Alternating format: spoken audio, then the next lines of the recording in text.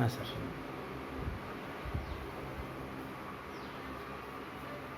I'm quite happy to meet my young friends here. You are my young friends. You are my future. My future means the future of the institution, etc. I'm going to start the module 3. In my subject or in our subject, hope you know that, you hope to remember control systems. So what do we study in this module? The big title goes like this. It is time response. Course of control system, needless to say, everything refers to control system. Okay? What do you mean by time response? Response is a function of time. You remember, response is the other word for the output. Output of any device or any apparatus. In our subject, we call it system. Simple system like a switch or a scissors, whatever it is, or a complicated robo system or satellite, whatever it is, coming from any field, electrical, electronic, or otherwise. Okay? As a function of time.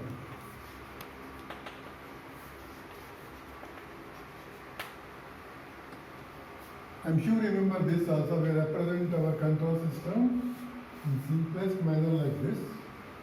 A block. This is the system. It is called control system because we want to get controlled output.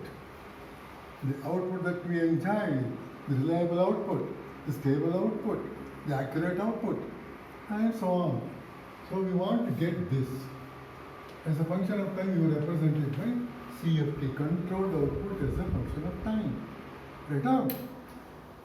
And Laplace transform of this is put as CFS. And just put like this in brief, Laplace transform of CFT with zero initial values, of course. This you will get when? Only when you get input. Input you remember, even if you don't remember, never worry.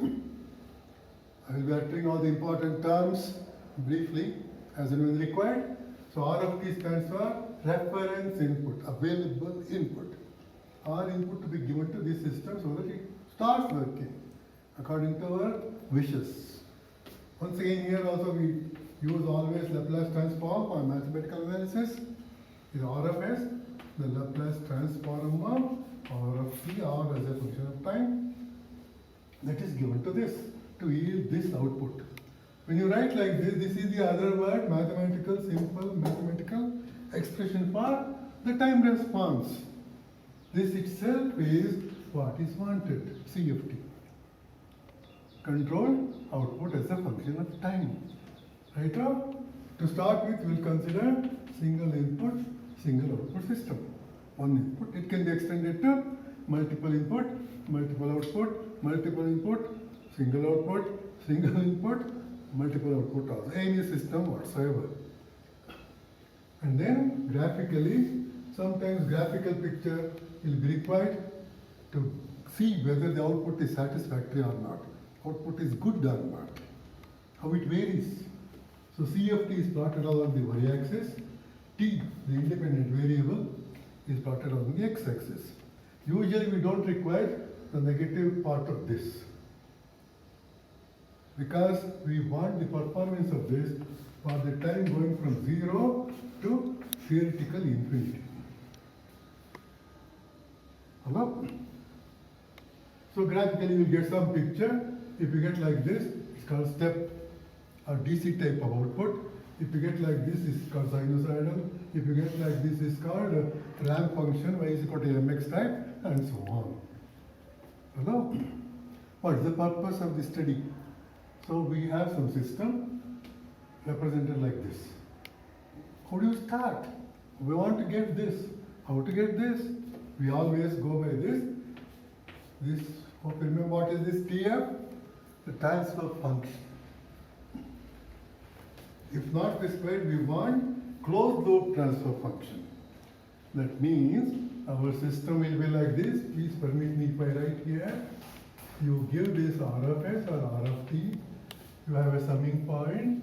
You have G of S standing for the system which requires controls. You get C of S. But we are not satisfied here. What guarantee is there? You will get good output only, practically speaking. So we take the output, modify that depending upon the system, and the gain of this path, output going back to input, is called feedback path. This is called forward path here. This is feedback path. In fact, G of S is called forward path transfer function. You put first plus here, minus here. Do you remember why? Feedback is negative with respect to this, and therefore this is called negative feedback. It forms a feedback, you know. Therefore, the system is called feedback control system. Closed loop control system. Loop is closed here. What is transfer function? It is the ratio of the output to input in S domain.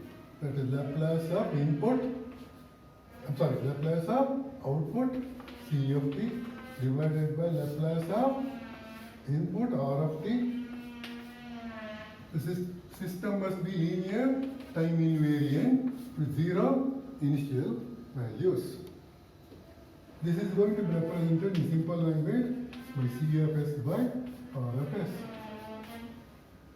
We want to minimize the representation mathematically.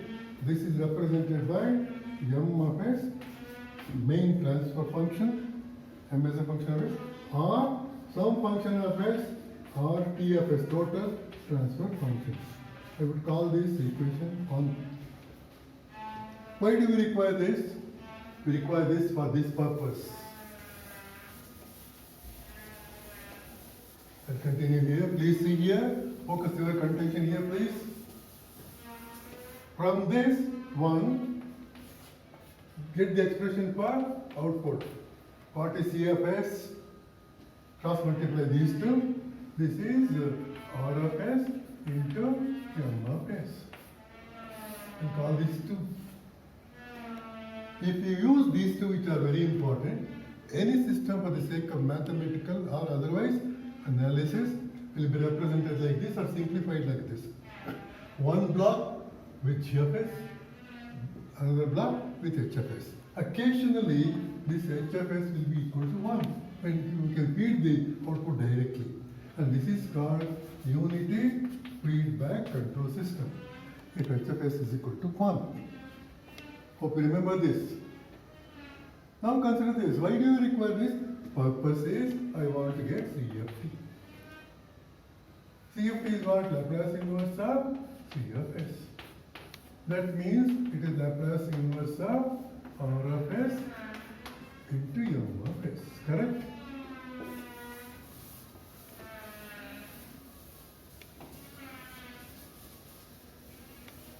I need not tell about R of S. Why? Because R of S is nothing but Laplace transform of input. I'll repeat it for some good purpose. Laplace transform of the input here.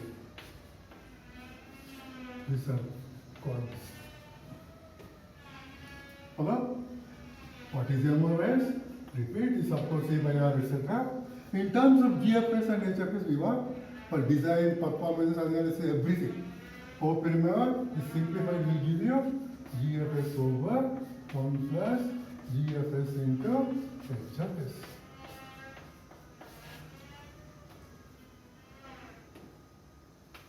The denominator part plays a very important role in everything of every control system.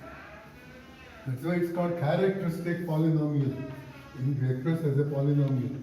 This is called, do you remember the name given to this?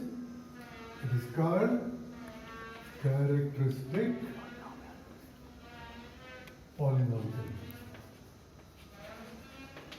Usually expressed as a naught s to the power of n plus a1 s to the power of n minus 1, etc. Denominator is more important. When equated to 0, will give you characteristic equation. And any transfer function simplified will always have a numerator n divided by denominator d of s.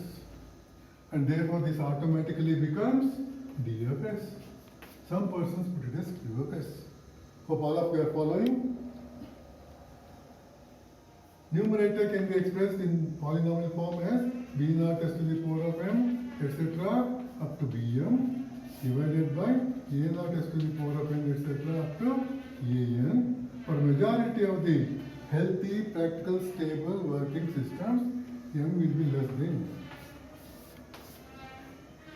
When you design, supposing it is not possible, m may be equal to n or greater than, then design is going to be modified to get a workable, practical, healthy, stable system. Hello, denominator plays a very important role. I told you more about this. We study in the next module. Anyway, remember, this can be expressed as factorial form. That will be some constant k or g into s minus z1, etc. divided by s minus p1 into s minus p2, etc. K is called the gain also. Z1, Z2, the roots of the numerator function, numerator polynomial.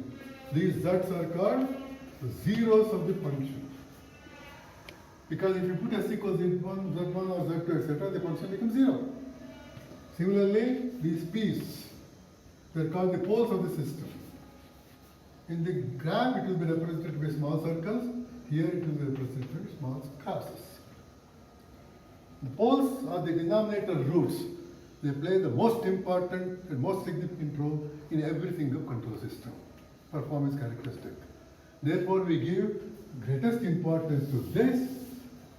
It characterizes everything of the control system. No wonder it's called characteristic polynomial. We'll have a small gap here, right? Proceed.